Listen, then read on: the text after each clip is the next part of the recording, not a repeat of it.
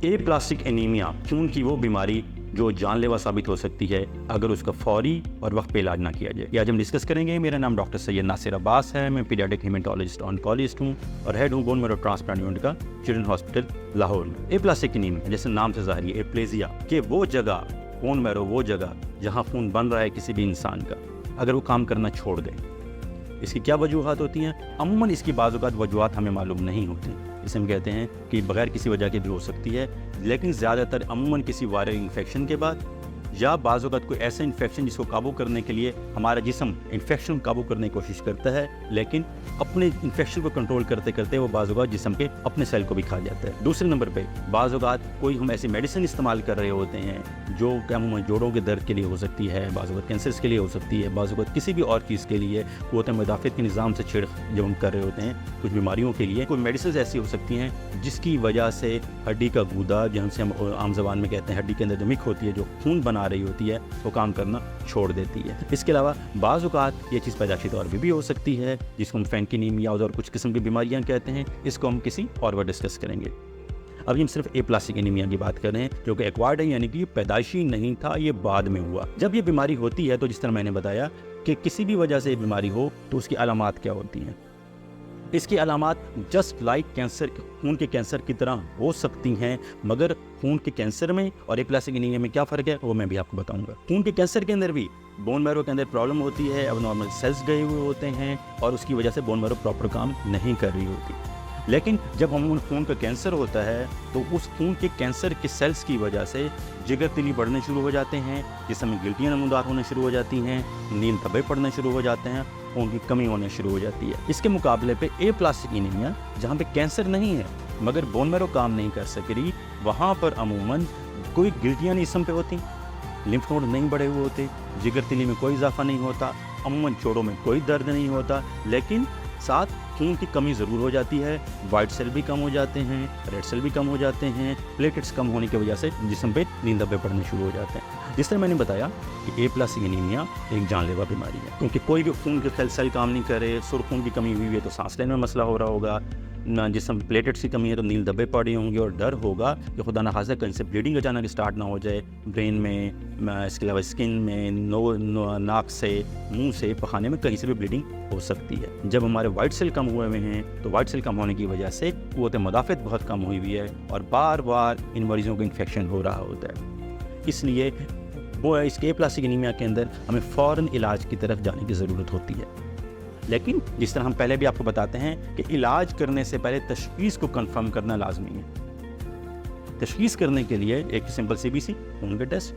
दूसरे नंबर पर जो चीज़ हमें लाजमी चाहिए होती है बोन मैरो बायोप्सी चाहिए होती है, और वो तमाम लोग जिनके जिस्म में नील धब्बे पड़ते हैं, खून कमी होती है, खुदारा वो कभी भी बोन मैरो बायोप्सी से बचने की कोशिश ना करें। बोन मैरो बायोप्सी कोई ऐसा जानलेवा प्रोसीजर नहीं है, मगर इसकी वजह से जो बीमारी डायग्नोस होती है वो अगर वक्त पे इलाज ना हो तो जानलेवा साबित हो सकती है। तो बिल्कुल फ़ौरन बोन मैरो बायोप्सी करनी चाहिए। वहाँ पर अगर सेल की मिकदार 10% से भी कम काम कर रही हो तो फिर हमारे पास एक ही अमूमन इलाज रह जाता है कि हम बच्चे या बड़े का ट्रांसप्लांट करें।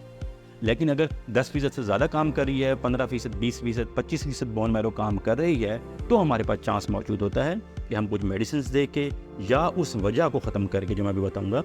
कि वजह को ख़त्म करके हम ए प्लास्टिक एनीमिया को या खून की इस बीमारी से छुटकारा पा सकते हैं। जब हमें कंफर्म हो जाता है बोन मैरो के ऊपर कि खून की ये बीमारी है और हड्डी का गूदा काम नहीं कर रहा, तो साथ हम वायरल टेस्ट कराते हैं काले यरकान के लिए, हेपेटाइटिस B के लिए, C के लिए, HIV के लिए, ऑटोइम्यून डिसऑर्डर्स के लिए वजह तलाश करने के लिए कि क्या कोई ऐसी वजह तो नहीं है। मसलन कई दफ़ा सिंपल काला यरकान हेपेटाइटिस C की वजह से प्लास्टिक एनीमिया हो जाता है, हेपेटाइटिस B की वजह से प्लास्टिक एनीमिया हो जाता है। लेकिन अगर कभी हमें कोई वजह ना मिले तो हम कहते हैं इडियोपैथिक की वजह नहीं मिल रही। लेकिन अगर वजह मिल जाती है उसका फ़ायदा ये होता है कि उस वजह को ख़त्म कर देने से, अगर कोई ड्रग है तो ड्रग को ख़त्म कर देने से, अगर कोई वायरस है तो वायरस को ख़त्म कर देने से अमूमन बोन मैरो नॉर्मल फंक्शन पे आना शुरू कर देती है और खून बनना वापस शुरू हो जाता है। लेकिन अगर कोई वजह ना मिल रही हो और सेल्स बहुत कम हुए में हो, 10% से भी कम हुए में हो, और हमें कोई वजह और नहीं मिले, तमाम टेस्ट बिल्कुल क्लियर आ रहे हैं, तो फिर जल्द अज जल्द कोशिश करनी चाहिए कि इस बच्चे का या बड़े का हम बोन मैरो ट्रांसप्लांट कर दें।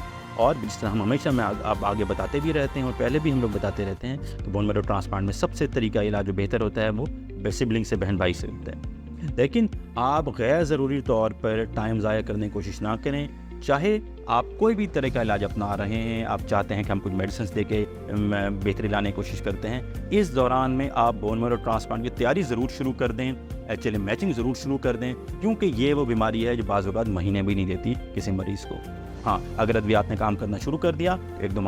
माह में अंदाज़ा हो जाएगा, और अगर अद्वियात ने काम ना किया और हमें लगा कि नहीं, इन अद्वियात के बावजूद भी बोन मैरो वापस फंक्शन पे नॉर्मल नहीं आ रही, सेल बनने शुरू नहीं हो रहे, मरीज़ को बार बार खून की ज़रूरत पड़ रही है, बार बार ब्लीडिंग हो रही है, तो हम फ़ौरन, ये दिस इज़ एमरजेंसी, हम इसे ट्रांसप्लांट की एमरजेंसी कहते हैं, कि हम तमाम मरीज़ों को छोड़कर, उन पर फेलियर के बच्चे होते हैं या बड़े होते हैं एप्लास्टिक एनीमिया का, उनको फ़ौरन ट्रांसप्लांट पे ले जाते हैं। और अगर कोई डोनर मैच मिल जाता है तो अमूमन 80 to 90% कामयाबी के चांसेस होते हैं बोन मैरो ट्रांसप्लांट के साथ, कि हमारा मरीज़, हमारा बच्चा या हमारा बड़ा या बुजुर्ग एक नॉर्मल ज़िंदगी गुजार सकेगा।